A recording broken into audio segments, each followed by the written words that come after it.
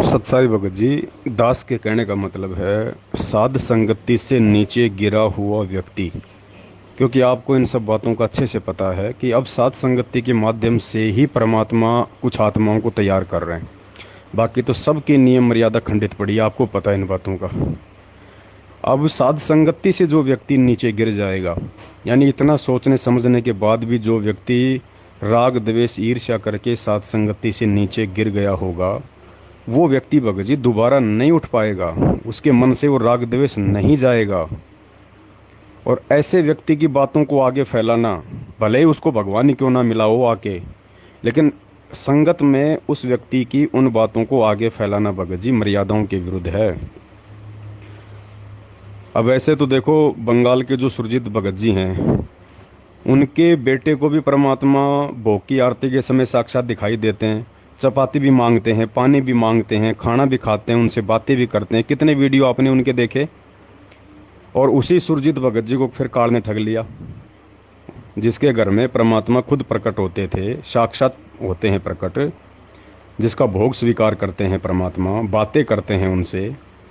और उसी सुरजीत भगत जी को जब उसकी भक्तमती का पैर टूटा और उस घटना के माध्यम से काल ने उसको ठग लिया। बताओ, उन्होंने जरा भी विचार नहीं किया कि 10-12 हज़ार रुपये से ज़्यादा आपके पास में दो चार भगत भाइयों ने पैसे नहीं भेजे। कोई 2 हज़ार भेज रहा है, कोई 4 हज़ार भेज रहा है, तो कोई घर पे आके कोई चावल दे रहा है, कोई राशन डाल के जा रहा है। उस व्यक्ति ने इतना दिमाग नहीं लगाया कि एक तरफ तो 3-4 भगत भाई बहन मिलके इतने दिनों में तुझे 10-12 हज़ार रुपये का सहयोग कर रहे हैं, और एक तरफ तेरे पास में एक बहन अकेली 2 लाख रुपए भेज रही है और हर महीने 10-10 हज़ार रुपये देने की और बात कर रही है। तो उनको विचार करना चाहिए था कि इतनी आसानी से माया क्यों आ रही है, इतनी आसानी से पैसा क्यों आ रहा है। अब यही तो है भगत जी, ज्ञान को इसी समय तो आधार बनाना होता है।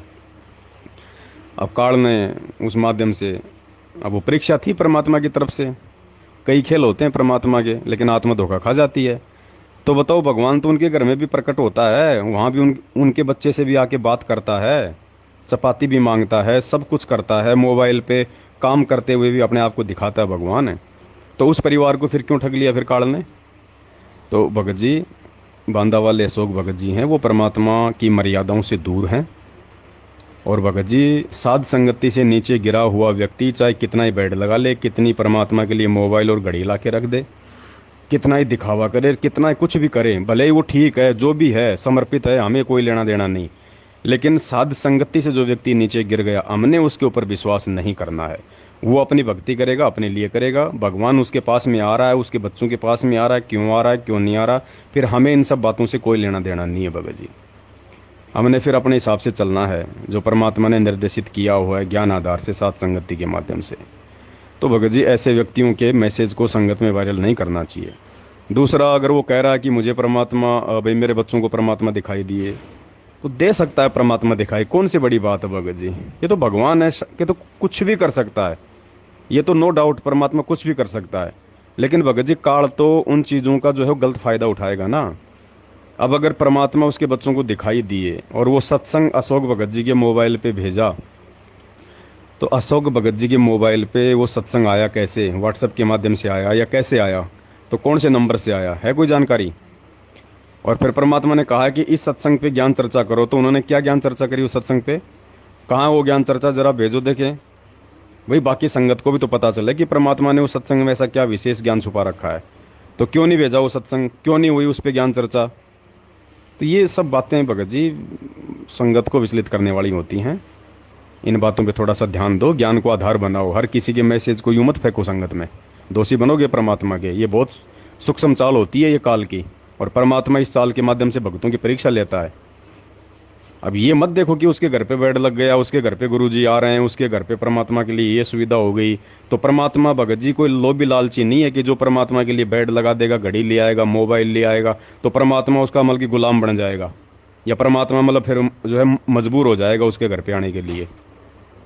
ज्ञान आधार अलग चीज़ है और ये देखा देखी अलग चीज़ है। आज भी जितने भी सत्सेवक हैं, केवल 10% होंगे जिन्होंने ज्ञान आधार से ज्ञान को समझ के अपने घर पे बेड लगाया है। 90% तो आज भी देखा देखी में लगे हुए हैं, देखा देखी में। तो हर एक के पीछे मत दौड़ो यूं। अगर परमात्मा ऐसा कोई चमत्कार करता तो उसका कोई सबूत भी छोड़ता है भाई। अभी मैं आपको एक ऑडियो भेजूंगा, एक बहन है, उसकी माँ का एक्सीडेंट हो गया था, आँख के ऊपर चोट लगी, घाव बन गए बहुत ज़्यादा, उसने ट्रीटमेंट करवा रखा था, घाव उसका भर नहीं रहा था, जबकि उसने नाम भी नहीं ले रखा, संकल्प भी नहीं ले रखा। उसकी बेटी भक्ति करती है, साथ संगति से जुड़ी हुई है, परमात्मा को जब भोग लगता है तो उसकी माँ भोग की आरती में शामिल होती है। तो रात को वो चिल्लाने लगी। अब चिल्लाने क्यों लगी उसको समझ में नहीं आया उस समय। सुबह वो जब उठी तो उसने देखा कि शीशे में कि भाई मेरा घाव वगैरह कुछ ज़्यादा तो नहीं है। अब चेक किया तो वहाँ पे टाके लगे हुए थे, बताओ, वहाँ पे टाके लगे हुए थे। बाद में उनको मालूम हुआ कि रात को जो चिल्लाट हुई थी, जो जो दर्द हुआ था, वो दर्द केवल इस बात का था कि परमात्मा उसका ऑपरेशन कर रहे थे। और सुबह उठी तो टाके लगे हुए थे, घाव का नामो निशान भी नहीं, और बारीक बारीक टाके लगे हुए हैं। अब ये प्रत्यक्ष प्रमाण है। ये अगर परमात्मा आएगा कुछ करेगा तो परमात्मा अपना कोई प्रमाण भी छोड़ के जाता है, वो अवाई नहीं करता परमात्मा खाली। तो भाई इन बातों पे थोड़ा ध्यान दो। सुनो ये ऑडियो उस बहन की और उसकी माँ की फोटो मैं आपको भेज रहा हूँ। अब सत आप लोग सत्सेवक हो, साथ संगति से जुड़े हुए हो, अब हर किसी के मैसेज को आंख बंद करके गांधारी बन के आगे मत भेजा करो। थोड़ा बहुत अपना भी दिमाग उस पर लगाया करो, नहीं तो परमात्मा के दोषी बनोगे और ये परीक्षा फिर आपकी भी तो हो रही है। ऐसे मैसेजों को आप आगे भेज देते हो, फॉरवर्ड कर देते हो, जिनका कोई आधार नहीं है, तो दोषी कौन बनेगा फिर। ऐसे हर किसी की बात पे थोड़ी हमने यकीन करना है, मूर्ख थोड़ी बनना है। ज्ञान आधार की भक्ति है, पिछली पीढ़ी का समय है ये। भावनाओं में मत, वो देखा देखी में नहीं बहना है। कोई भी कह देगा मेरे घर पे गुरुजी आए थे, गुरुजी ने ये कह दिया, गुरुजी ने वो कह दिया। अब 1 घंटे पहले तुम्हारा सतलोक जाने का नंबर आ गया और 1 घंटे पहले कार्ड आके तुम्हें किसी के माध्यम से भ्रमित कर देगा, तो फिर क्या करोगे तुम। अपना भी दिमाग इस्तेमाल करो, भावनाओं मत, वो रह जाओगे नहीं यहाँ पे, बाद में फिर 84 लाख योनियों में जाना पड़ेगा। ये थोड़ा सा समय है, जब तक परमात्मा धरती पे है तब तक ये मोक्ष का समय है। और इस समय को ज्ञान आधार से सोच सोच के एक एक कदम फूंक फूंक के आगे धरो। ये मत देखो कि भाई उसकी व्हाट्सएप पे सात संगति का लोगो लगा हुआ है, उसके फेसबुक पे सात संगति का लोगो लगा हुआ है, तो वो सत्सेवक ही होगा, वो भगत ही होगा। नहीं, सात संगति में भी कई ग्रुप चल रहे हैं, अपने अपने हिसाब से लोग भक्तों को जोड़ के, और सात संगत के नाम पे लोग जो है आपस में मिलते हैं, बातें करते हैं, लेकिन उनके अपने अपने नियम हैं। सात संगति के नियम को फॉलो कोई नहीं कर रहा, बस देखा देखी चल रही है। तो भाई धोखा खा जाओगे। दास का कहना तो मतलब इतना है, बाकी आप जानो, आपका अशोक भगत जी जाने, आपका कोई और भगत जी जाने, लेकिन दोषी बन जाओगे परमात्मा के। सत साहिब। बंदी छोड़ सदगुरु रामपाल जी भगवान जी की जय हो जय। बंदी छोड़ की लोट को नहीं और की। सत साहिब साहिबी भाई बहनों को, दासी की मम्मी का एक्सीडेंट हो गया था होली वाले दिन। बहुत ज़्यादा घाव हो गया था सर में। मम्मी पहले दिन दवाई ले आई थी, दूसरे दिन भी दवाई लाई, फिर तीसरे दिन परमात्मा ने ऐसा चमत्कार किया कि जहाँ मेरी मम्मी का घाव था उस जगह पर आकर परमात्मा ने रात में 2 बजे आकर वो सिल दिया पूरा घाव। और सुबह हम लोग को नहीं समझ में आया, मम्मी रात में चिल्लाई तो थी पर नहीं समझ में आया। फिर उसके बाद नहीं ध्यान दिया। सवेरे जब उठे तो दिन के 2 बजे मम्मी की पट्टी ऑटोमेटिक उनके हाथ में आ गई, खुल गई ऐसे ही अचानक। तो मम्मी अपने शीशे में चेहरा देखने लगी कि देखे कितना क्या घाव है।